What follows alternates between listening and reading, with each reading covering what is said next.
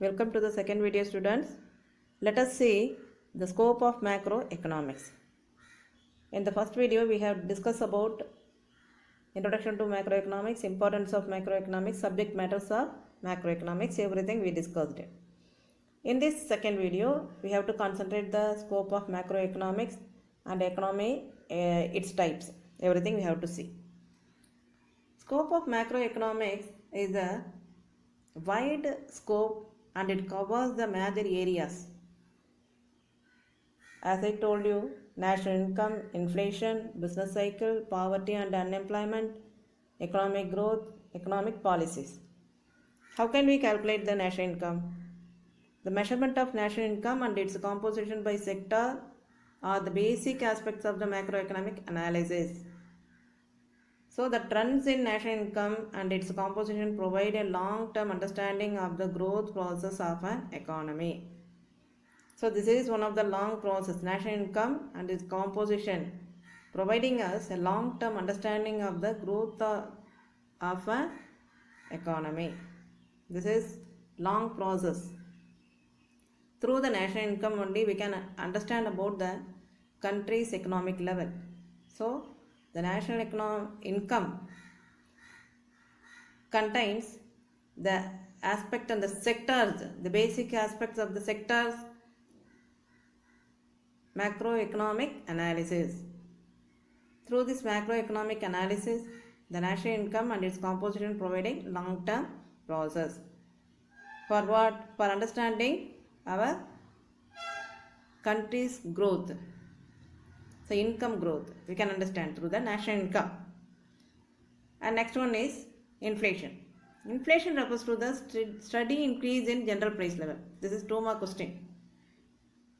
If they are asking define inflation means, what can you write? Inflation refers to steady increase in general price level. This is 2 mark question, often asking question. Underline it. So the estimating the general price level by constructing various price index numbers such as wholesale price index, consumer price index, etc. are needed here. That's why through the indicators, indicator means index numbers. So through the indicators or index only we can understand about the inflation. Okay, whatever it is, the wholesale price, consumer price index, like that any index, happiness index also I taught you. So like that every index we can understand about the inflation of a country. So what is inflation? Inflation refers to steady increase in general price level. Understood? Then business cycle. It almost all economic face the problems of business cycle or business fluctuation and business cycle we can say. Business difficulties, business tackles, the tactics, everything we can say here.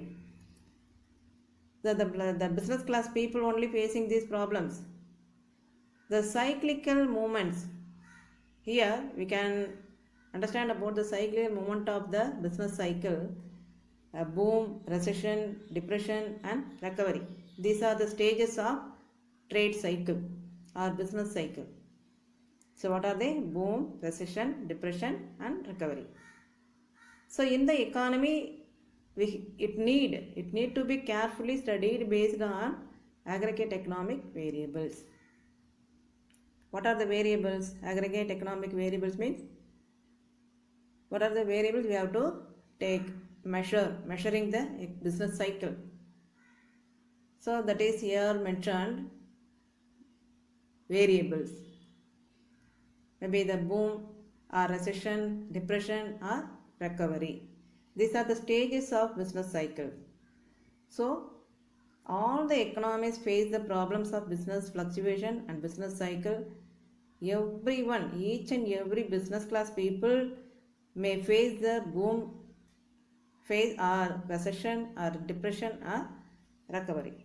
This is business cycle. The next point is poverty and unemployment. The major problems of most resource-rich nations are poverty and unemployment. This is one of the economic paradox.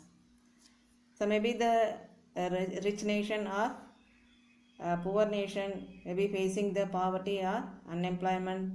These are the problems facing by the UDC countries or rich nations. This is one of the economic paradox. A clear understanding about the magnitude of poverty and unemployment facilitate allocation of resources and initiating corrective measures. Here, what they saying, the rich resources having nations can using the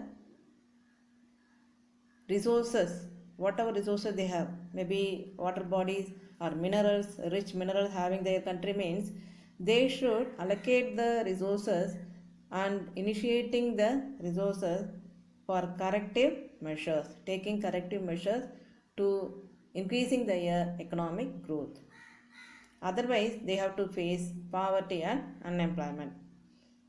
Then economic growth.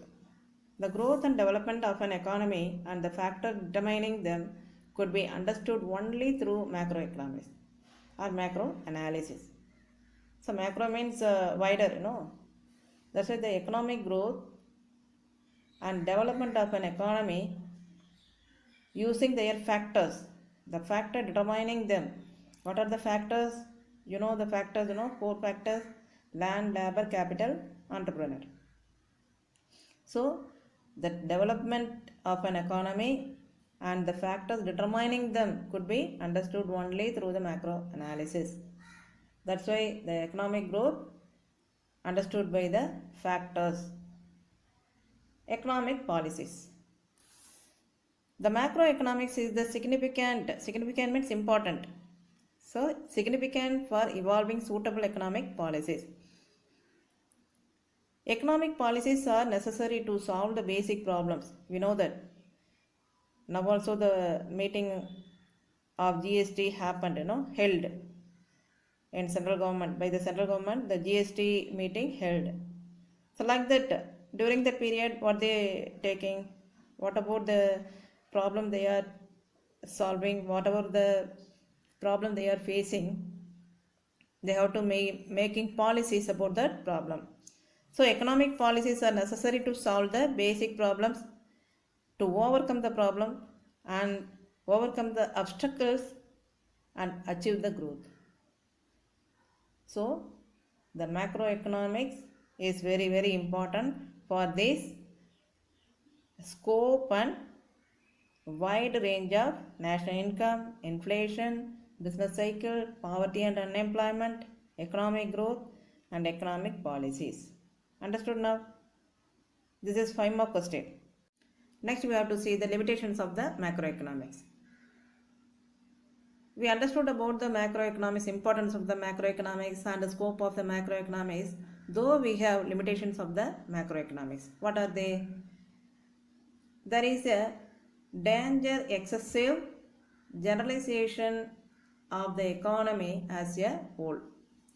Maybe the overall ideas, overall generalization given the government,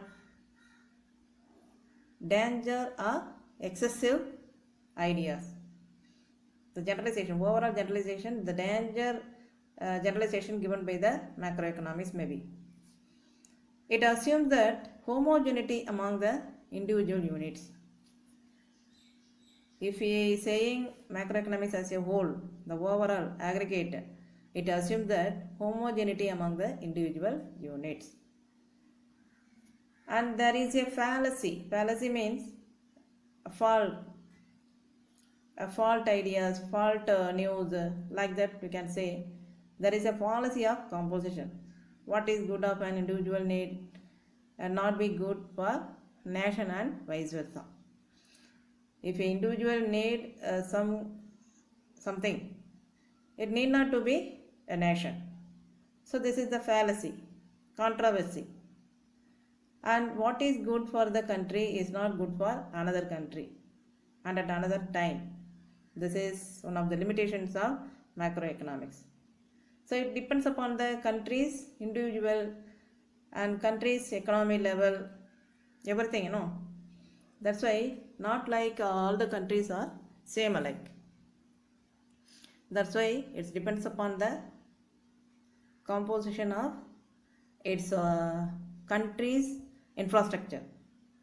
So many non-economic factors determine economic activities, but they do not find place in the usual macroeconomic books. So many non-economic factors also we have. So it also determining the economic activities. So that and all not given in the economic books or macroeconomic books. We didn't concentrate the activities. This is also one of the problems, and we can say it is limitations of the macroeconomics. And students, watch these two videos carefully. At the end of the week, you have to write a slip test about what I taught.